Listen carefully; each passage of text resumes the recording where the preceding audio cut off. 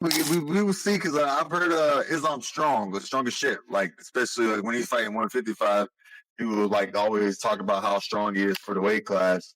So we'll see how that translates to 170. Yeah. I hope I hope Jack's been working his takedown defense and in the weight room. You know what I mean? Don't embarrass us, dog. Don't let this 155er come up and take the belt, bro. Who do you give the edge to in that fight? Man, that's so hard. But I'm gonna give the edge to Jack, man. He needs to keep the belt at 170.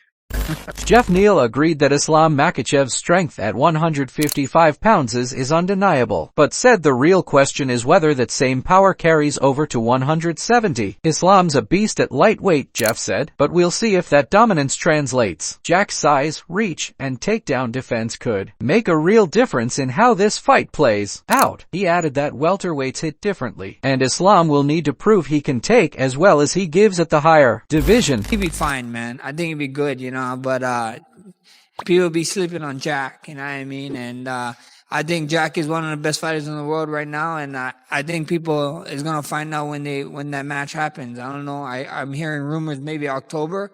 I think it's gonna be a fun fight, smart fight, but a lot of people counting out Jack for I don't know what reason. They just keep counting him out. Kind of reminds me of when I was like coming up and counting me out about certain fights. So I mean, he is, he's the number 2 pound for pound in the world right now, but he's the number 2 pound for pound in the world for a reason, so you got to respect that, but, don't sleep on Jack. I think it's going to be a tough and fun fight. Max Holloway also showed support for Jack Della Maddalena, reminding everyone not to underestimate him. People sleep on Jack, Max said. He's one of the best in the world right now. It reminds me of when people used to count me out. Don't make that mistake with him. This fight's going to be fun and tough for both. Holloway's words carried that familiar tone of experience, someone who's been counted out, only to rise higher than ever. Confidence stylistically with that Jack Della fight to they kind of gone out of their way to chase that fight down. So they obviously see something. I feel like it'll be close, but yeah, that's a big step up. Jack Della's a pretty big boy. Yeah. Do you think Islam can get past him? He's obviously got I feel like he's got a chance, but I feel like that fight leans towards Jack Della. Dan Hooker offered a more strategic take, suggesting Islam's team likely saw something favorable in this matchup. I think they believe they found a weakness, Dan said, but honestly, I feel it leans slightly toward Jack. He's a big boy, physically strong, fast, and confident. Hooker noted that while Islam's skill set is elite, the move to welterweight adds unpredictable variables that even champions can't control. Islam went up not out of courage. Islam did not go up out of adding hardware to put on his mantle. He went up with one condition, which is I don't have to fight Belal Muhammad. Now, he can sit around and say, I could beat Belal. I wouldn't go up and beat Belal because I can beat Belal. The bottom line is you entered a division openly that you said you wouldn't face one of the top guys. That's not a sign of courage. That's a sign of cowardice. I don't love the idea. You have an undefeated. Make sure you understand what happened. I know this is your friend, DC. I think of Islam as my friend too. But let's think of what happened. You have an undefeated, number 1 ranked world champion who's chasing you down. He is willing to leave his division behind. He's willing to walk away from his belt to chase you down. You are so interested in getting away from this guy that you not only leave your belt, you leave your division, and the whole thing is only contingent that you don't have to fight Islam. Not for nothing.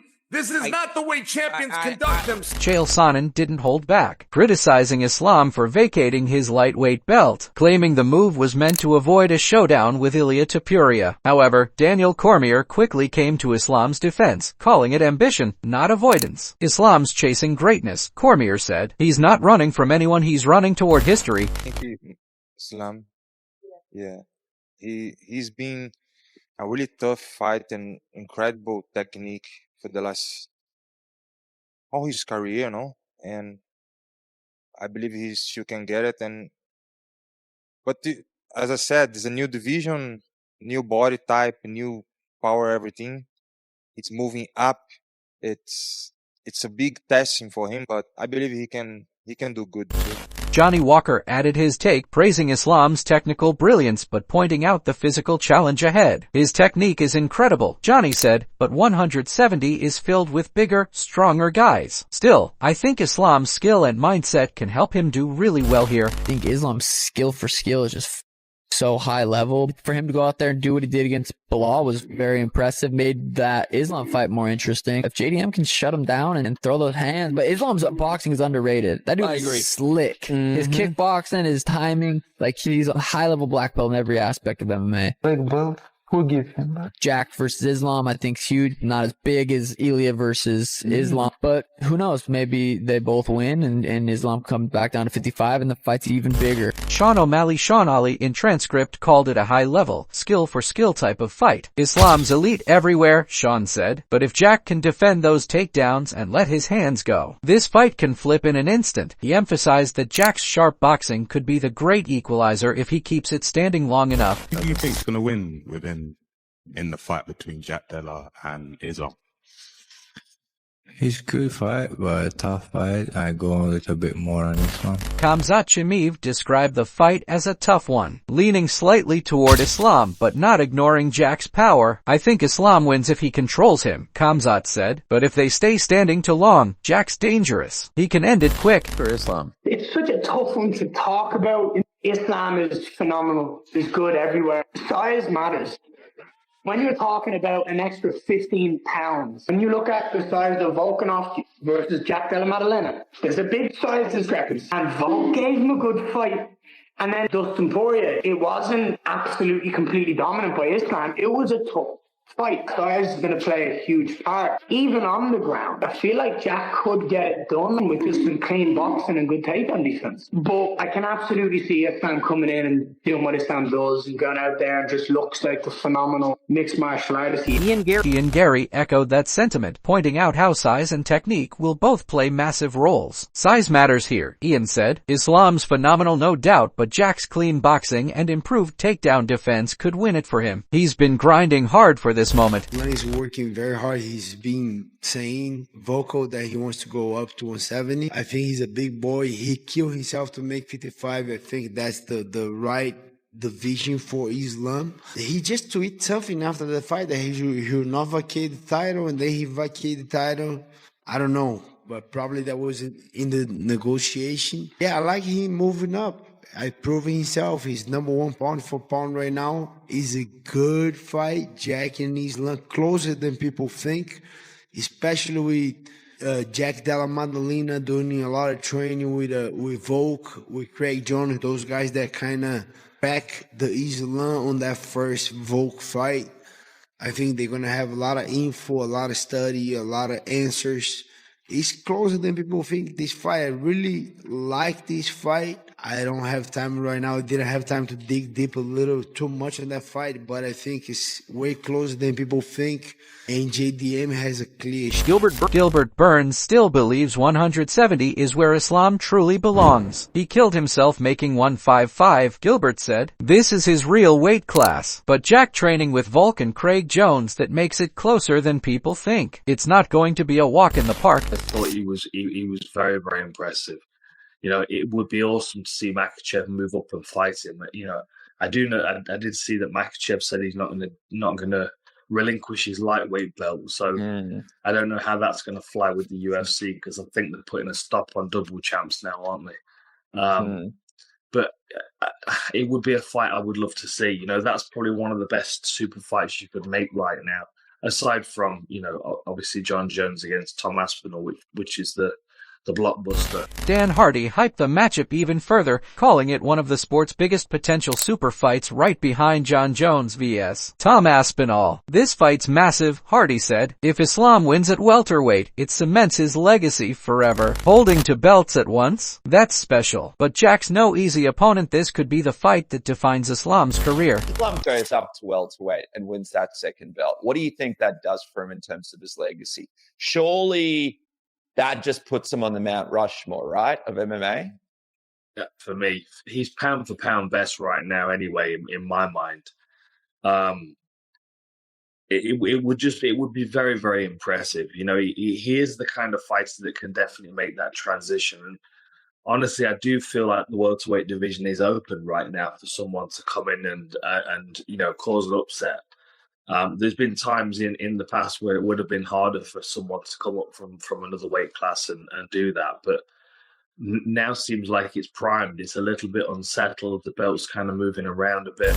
And Yoel Romero gave a balanced take, calling it a 50-50th fight. Islam's wrestling is world class, he said, but Jack's knockout power and natural size make him dangerous. Jack's big for 170, he hits hard, and that could be the difference. What about Islam Makhachev versus Jack Della Maddalena, who is a new champion in welterweight division? It's hard. It's hard because Maddalena have a very good cardio, very good puncher. Yeah. It's not bad wrestling too. It's not bad wrestling. It's a 50-50. 50-50, but Jack has not that high takedown defense. But puncher. He have a very hard punches.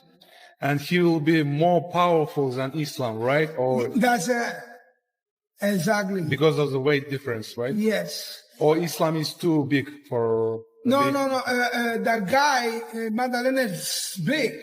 For 170, he's big. And finally, Aljamain Sterling pointed out that Jack Della Maddalena's size, range, and mid-range striking could be a nightmare for Islam. If Islam loses badly, Sterling warned, it ends the talk about a Topuria fight anytime soon. This is a defining moment for both men. JDM to win. Now he's got a big challenge in his first title defense against Islam. Do you think he's got what it takes to beat an Islam Makhachev in his first defense? People are going to say it's a wild take, but I reckon JDM smokes Islam, shins him so bad. It's going to be so bad that the Topuria Islam thing will just be gone. So you think Islam's wrestling won't be a threat to JDM just because he's a lot bigger? He's a lot bigger, and when you watch JDM, you put him on the end of mid-range, he's just going to throw. It's hard to shoot in on. He's not going to be able to just abuse his size against him either. I think Islam's in for a rude awakening. And that wraps up today's breakdown. This fight is shaping up to be one of the most unpredictable matchups in years. Will Islam's grappling dominance continue at welterweight, or will Jack's striking and size prove too much? Drop your predictions in the comments below, and don't forget to like, share, and subscribe to stay updated on all things UFC 322.